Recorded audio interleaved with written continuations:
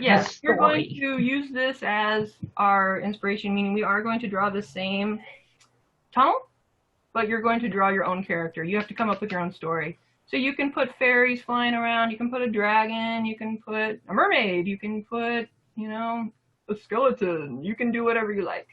But we're going to go ahead and draw most of the background together, if that sounds good to you. Now I'm going to go ahead and make a square boundary, but if you want to make a rectangle, that's fine.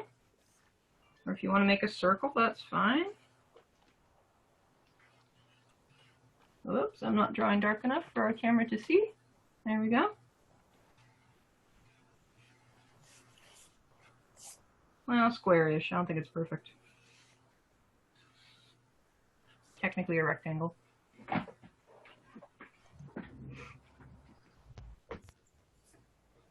And then we're going to put an oval where we want the opening of that tunnel to be. Draw it nice and large. It's going to take up over half of your space. Can the paper be the boundary?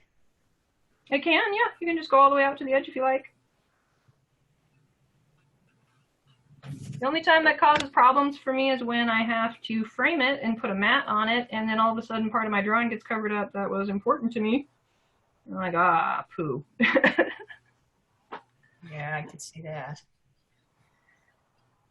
So a lot of times when people are doing pieces that they know are going to be framed, they leave like an inch or so boundary just because they know it's going to get covered anyway. And they don't want to accidentally put something important there.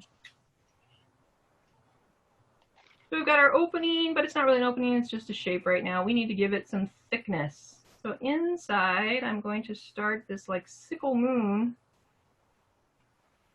Just shave off the edge here.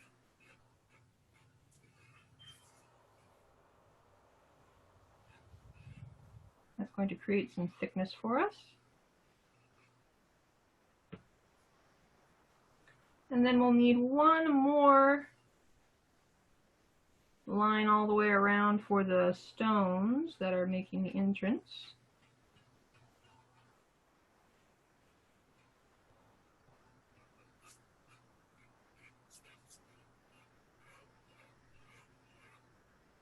Keeping it pretty loose, and it's not completely even all the way around.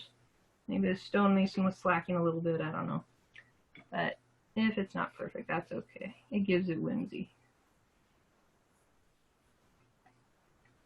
So then just imagine, or you can even draw it for real, that there's a point in the middle of your entrance.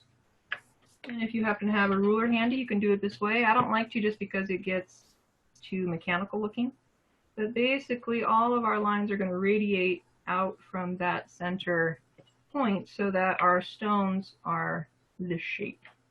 I like to freehand it. I've seen enough clocks that I can just kind of freehand it. And your stones can be different shapes. You can have some skinny ones in between the thick ones.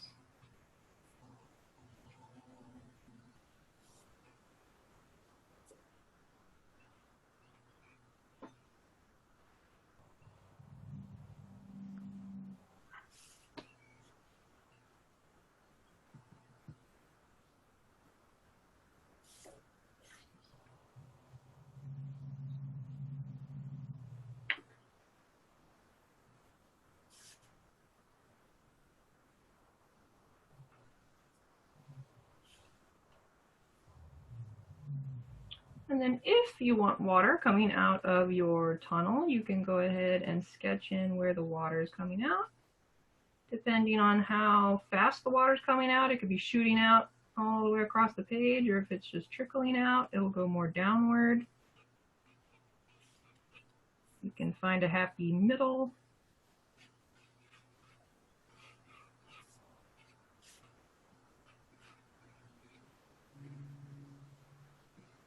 I'm not going to erase what's behind the water, but I'm just going to lighten it just to remind myself this is water.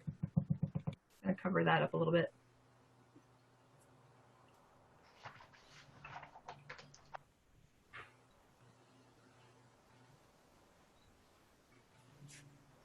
And then I want you to go ahead and position your character. Even if you haven't decided exactly, if you know it's human, you can put kind of a human blob shape somewhere. Or if you want your dragon or mermaid or fairy or troll or lost goat, whatever you want.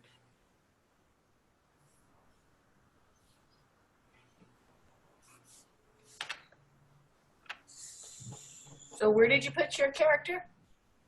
I'm deciding. I don't know if I want to put them way back in the tunnel. It'll be difficult to do any contrast back there. Or maybe on the outside. Maybe I'll have them looking in. I'm going to put my character here. They're going to have his back toward me. I'm going to be holding up a torch or something, like you heard a mysterious sound in there. I think you looked at mine. Was that what you did too? I did it first. You did it first.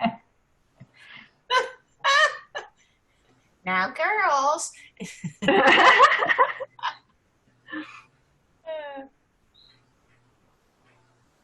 So it's not, the flame is almost there. Then we got this body.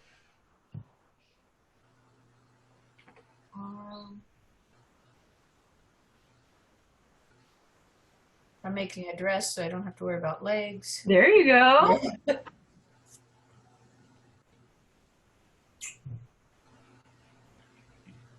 That arm is really long. This one? Yeah, no, yeah. On yours? Yeah. I forgot the torch doesn't just come off the fingers. Okay. Let's stick the bottom out there.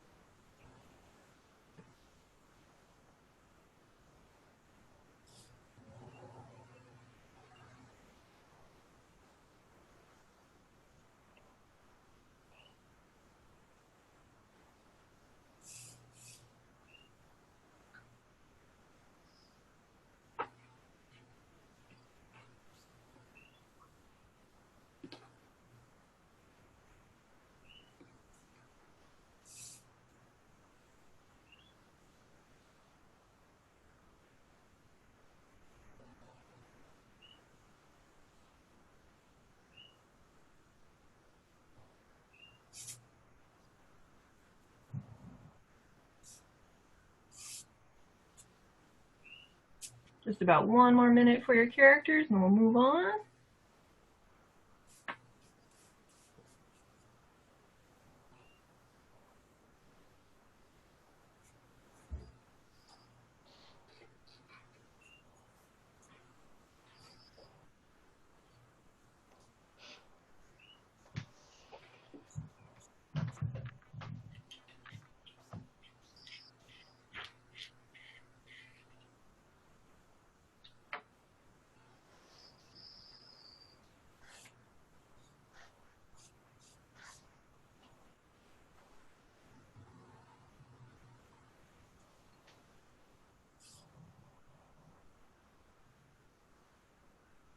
How come it's flipping between people? Like I got Kristen there with her fingers in her mouth.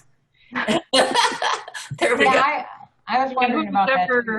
Oh, I think it's whoever microphone is picking up sound, it'll flip there. But if you right click on my screen, you should be able to say pin this video.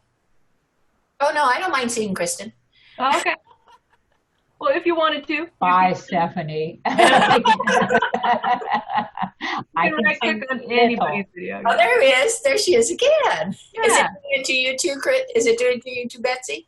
I go ahead and I pin my video just so I can see what you guys are seeing on my Oh, okay. feed. Yeah. I pinned too, so sorry. I can see you, but you're little. Yeah. You're So tiny. I go up there and I write, it says chat pin video.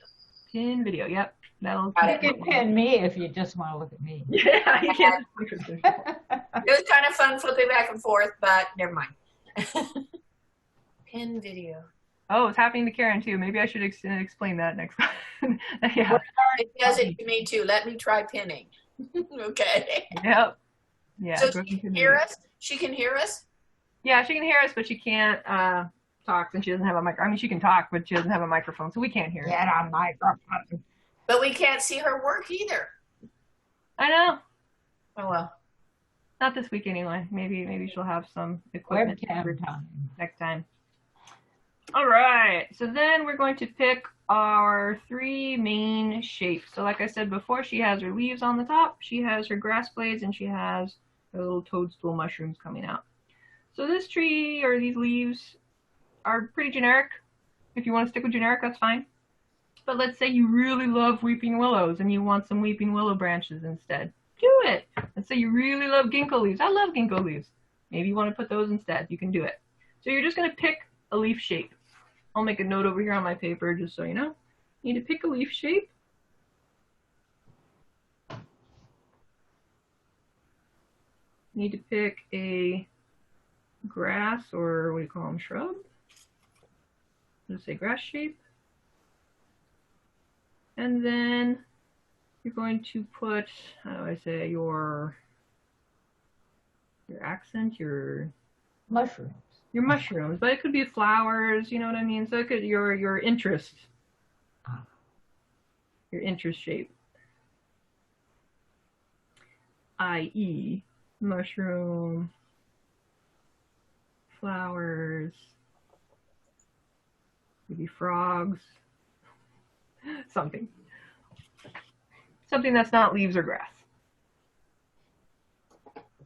So once you have those, you're going to go ahead and populate pretty much the top third of your composition, that's the word I was looking for, with leaves. And then the bottom is going to be your area for your interest. Or like, let's say it makes more sense for your frogs to be inside the tunnel. Well, then choose that section. But in general, you're going to cut this up into thirds. And you're going to group your elements in your drawing. So pick 3. Pick 3, yep. Pick 3 interests. Is that what you call it? Pick 3 shapes. First, you're just going to pick your leaf shape. Okay. Then your grass shape. And then something of interest. So you can pick mushrooms or flowers or frogs. Just something that is different from grass and leaves. You might want to grab your phones and do a little internet research and say, well, what does a willow branch really look like? Let's find out.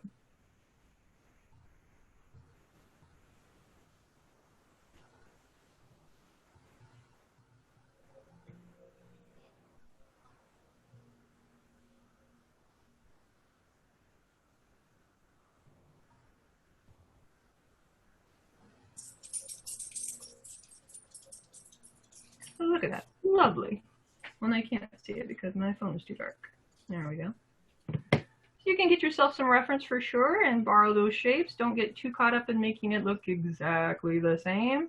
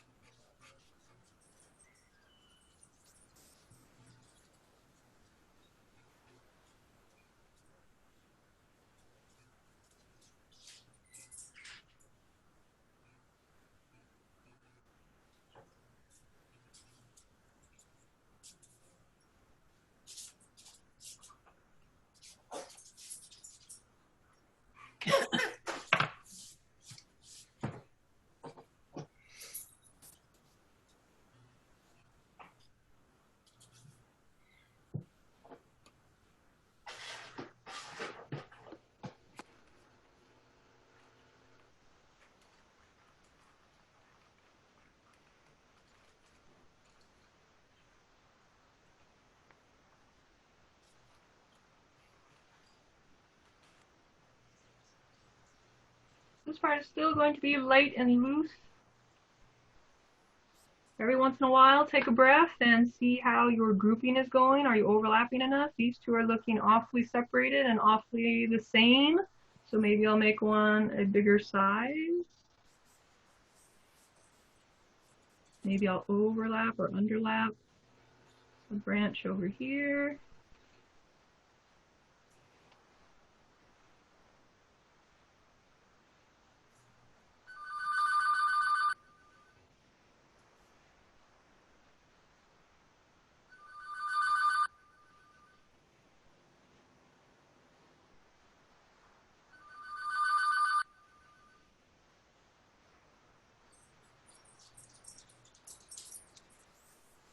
You can even go for the bigger shapes first. You can go, oh, I know I want a blob of leaves here. Doesn't look like a leaf yet, but then you can go ahead and fill in the shape, but you'll know that it works with your whole composition. I can fill in my little leaf branches here.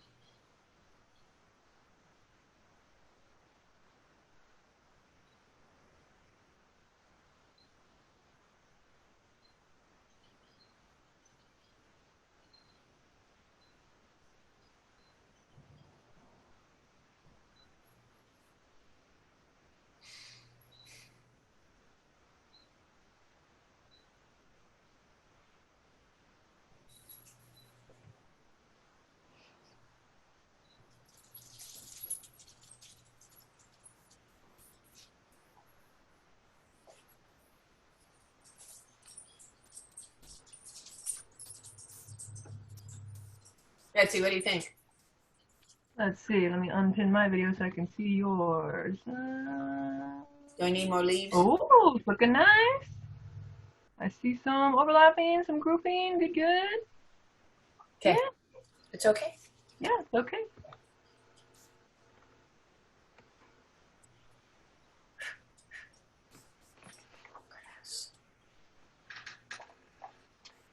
then next we're going to be doing some grasses. So I just wanted to remind you how ungrass-like these shapes are.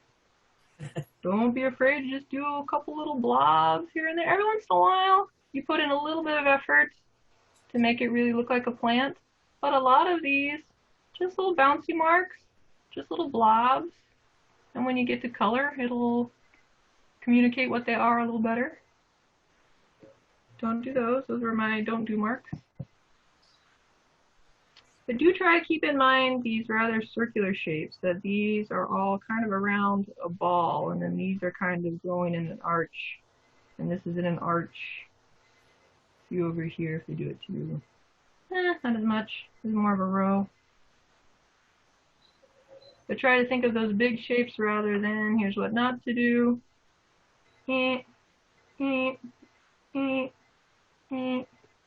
That's not going to be very convincing grass. Again, think of if there's a ball underneath, and you don't have to draw all the way around. You're just picking spots, putting a few little bumps here and there. Another row behind it, a few bumps here and there. I'm going to put back her example here, and you can pick what you like. Do a master study. It's not copyright infringement if you claim it as a master study.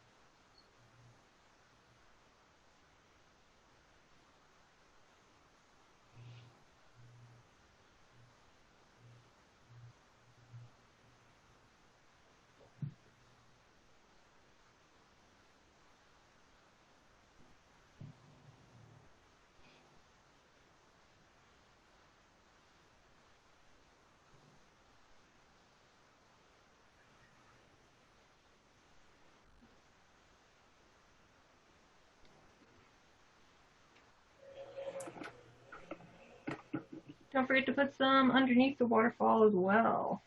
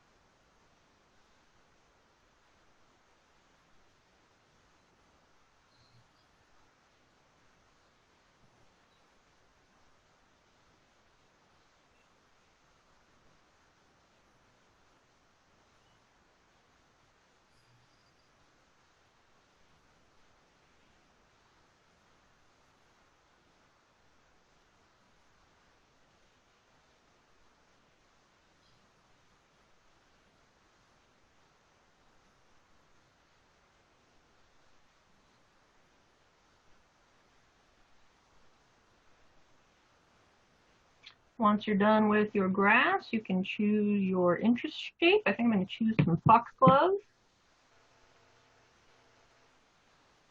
I'll give you guys a minute to find a flower or small creature or a mushroom that you want to put in your drawing.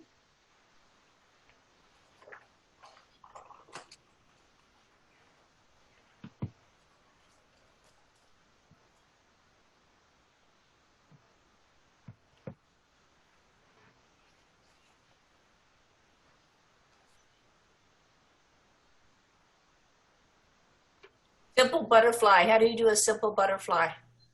Simple butterfly, something like this with one larger wing, one smaller wing, and then tuck the other one behind.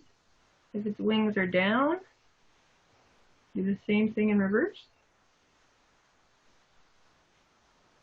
I'll zoom in for you. That was awful tiny. If you've got some fancier butterflies out there, like a tiger swallowtail or something, you can get fancier with the wing shapes. Thank you. You're welcome.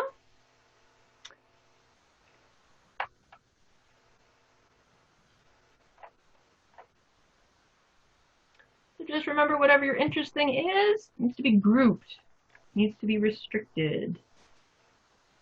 Does it have to be the same color? No.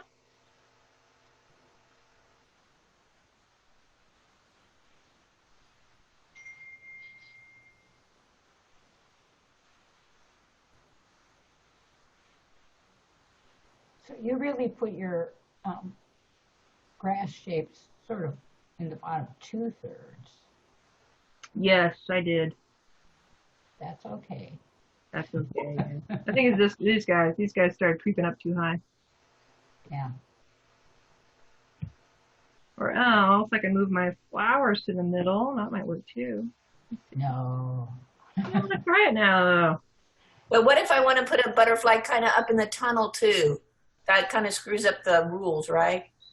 No, like I said, it's just if you put butterfly, butterfly, butterfly, butterfly, butterfly, butterfly, butterfly, butterfly, and it's all evenly spaced, all dotted around, it gets into trouble. If you want to put a little clump up here, a little clump down there, like that's fine. Mm-hmm. I'm going to see what happens if I start my foxglove out over here. Ooh. Just doing big shapes right now. I'm not going to do a bazillion little flowers, just want big shapes. Oh, that looks nice. Yeah, I can like that. Another one over here.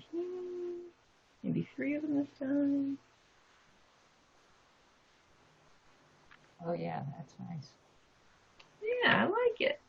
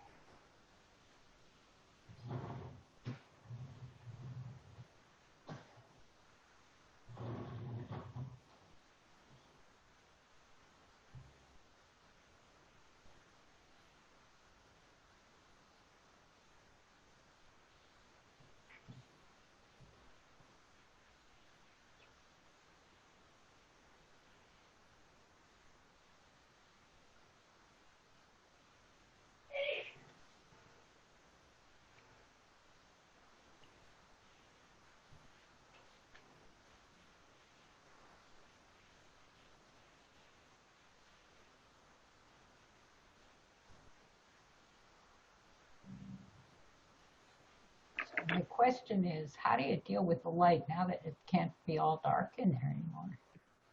You can limit the light to just around the flame, and then everything else can be dark around it. Ah, You could also light up all of the interior, and then it would be nighttime outside. oh. But for the interior of the cave, we're just going to add a little bit of interior texture to show that it is going back in there. And like I said, it's kind of like radiating lines. So you can start with like a flat one, maybe a third of the way down. And then from there, you're just thinking of a clock, and that hand just ticking, tick, tick, tick, tick, tick.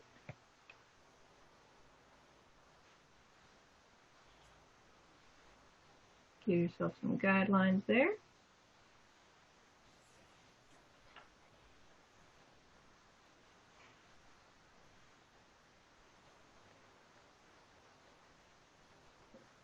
So we aren't going to make the interior stone. Let's see if this one will show up here. Maybe if I lighten the camera. Kinda. So here's one of our radial lines, but you can see that she breaks it up. So she goes a little bit, and then she curves it down. Then she goes a little bit more, curves it down, breaks up the line, goes a little more, breaks it up.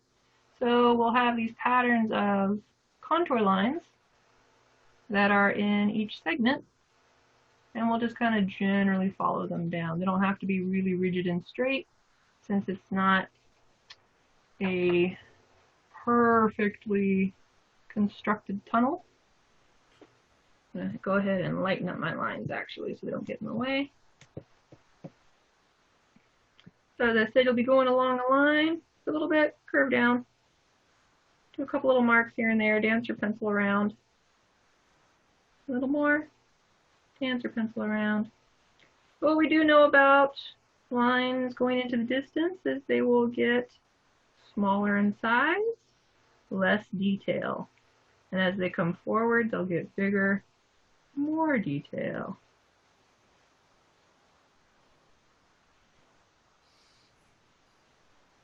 And this is the part that you'll find either mind-numbingly tedious or relaxing and meditative.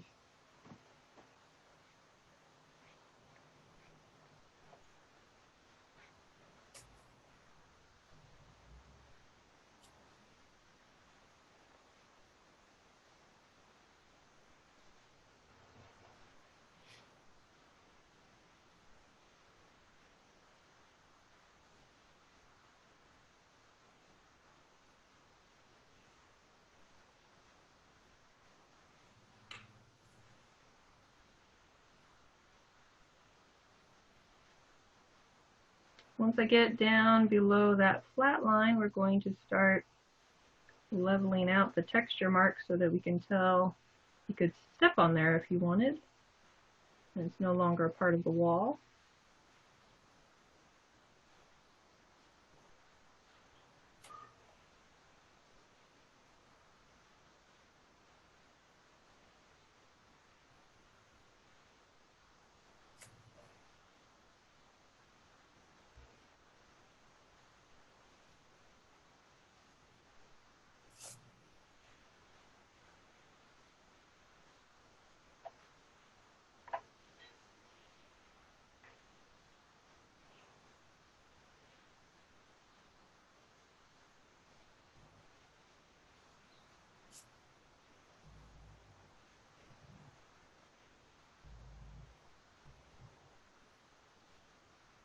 Same thing with these outside stones. We want to control our contour lines, that the thickness part, that real sickle moon that we started with, all of the lines in there are going to follow that curved contour. So any lines for texture you put in here, you want to follow that outside curve right there. But when you get to the other side of the stone, you'll switch your mark in one way or another. It's up to you. But you just want to switch that direction so that you can help your viewer figure out that this side is different from this side because of the different marks that you used.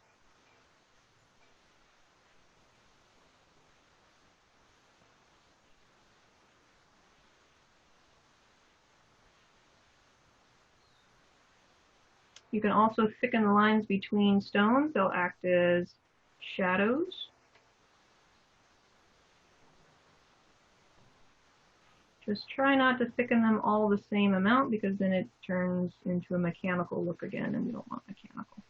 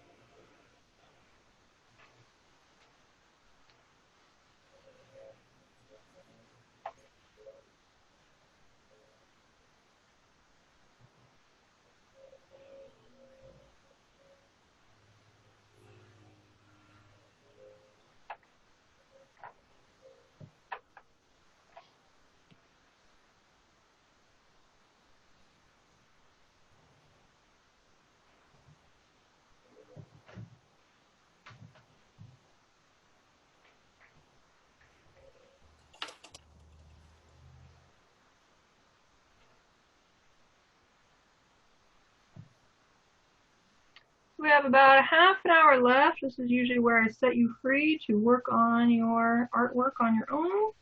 And I'm here to answer any questions.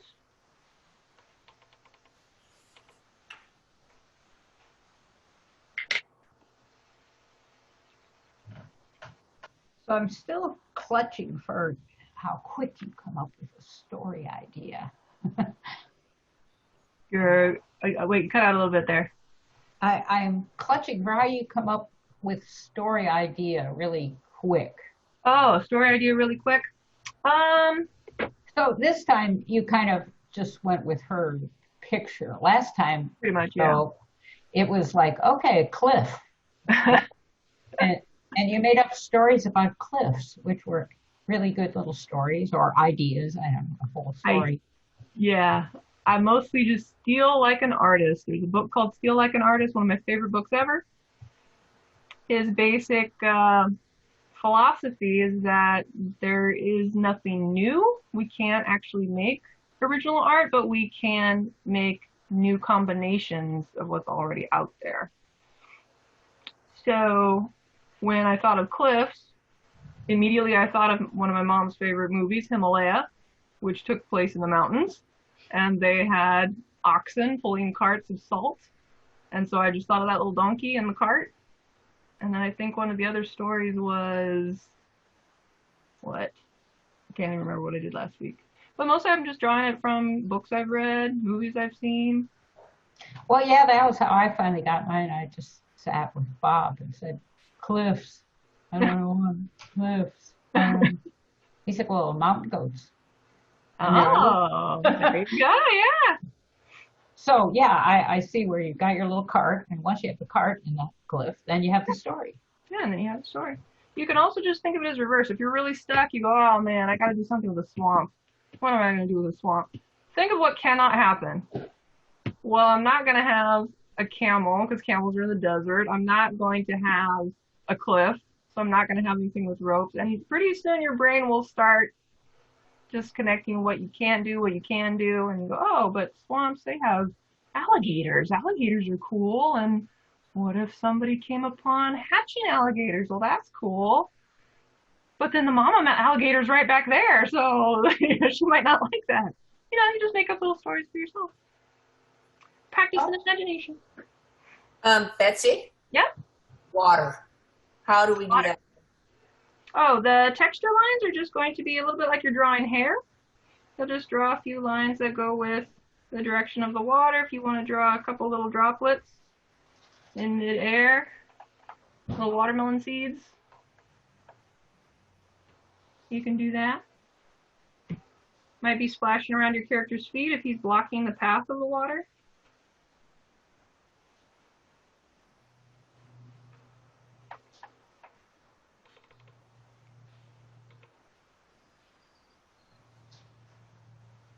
So say a little bit about color too. Last week we had that limited palette idea.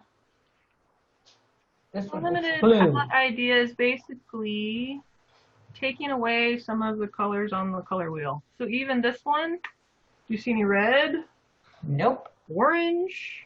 There is a little bit of yellow on the costume, but it's primarily green, a duller green, blue, kind of a light pink maybe. But the colors are predominantly on one side of the color wheel. So when we have our color wheel, we have our split of warm colors and cold colors. So we've got our red, orange, yellow on one side, green, blue, and purple on the other side. If you just choose one side or the other first and go, you know what? I want to make this a sunset scene, so I'm going to choose red, orange, yellow. That'll give you your main colors first, and then you can pick one of these colors on the other side usually and use it like maybe 10 to 15% in your drawing. What is that one next to R? R is red, orange, yellow. And then on the other side is green, blue, and purple. So for instance, her drawing here, I'm going to say is over half green. Yeah. This color that's like stone color is just some green mixed in with some gray. It's just a dull green. So I'm going to say it's like 75% green. It's maybe 15% blue. And all the other colors are the rest. But really, it's focused on green. So if you pick one color, use that the most. You can use your neighboring colors. That will automatically make it good. And then pick something from the opposite side of the color wheel to just put some pops of interest. That's one strategy of doing it.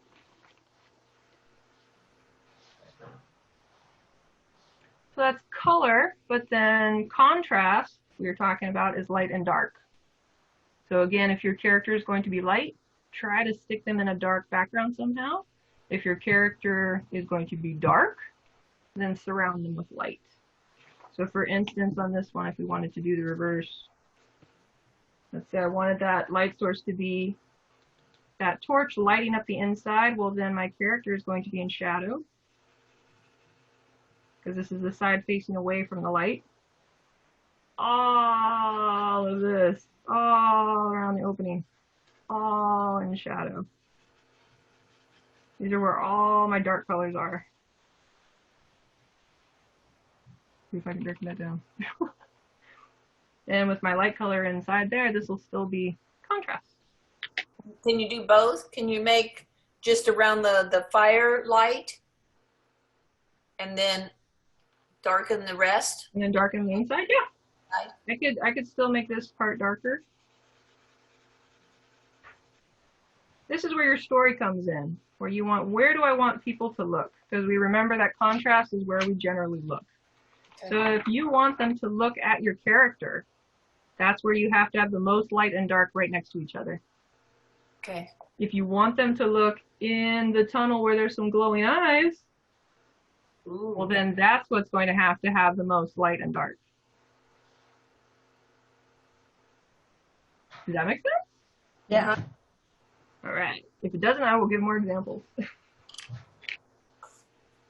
that's where story comes in. What a lot of, I don't know how many times I've seen it, and it breaks my heart a little bit, but whenever I see Dungeons and Dragons art where somebody's trying to do a tavern scene, and of course the lighting is always candlelight or torchlight, and they'll have their characters way off in a corner, and their lighting source way over here, and so everything in light has nothing to do with the story because all their characters are in the dark over here. But they were so busy trying to get that light looking good, looking the shadows looking good, they missed the whole point that, well, I can't see what your characters are doing because you put all your contrast over here. But you live and you learn.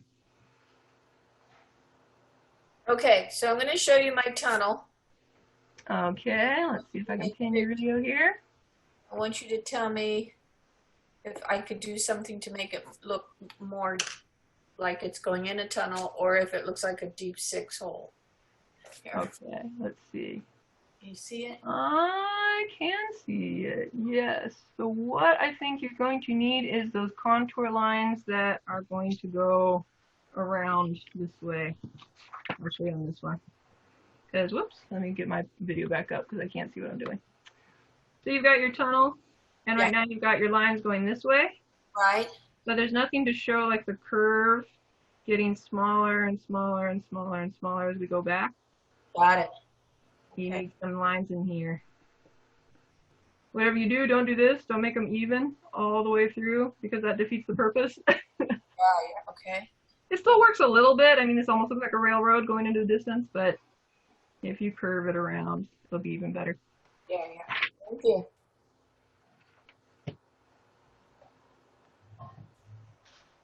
Just about, what, 15 minutes left or so? If you've got dinner on the stove, you are welcome to log out now. There's no new information at this point, but I will stick around until 6:30.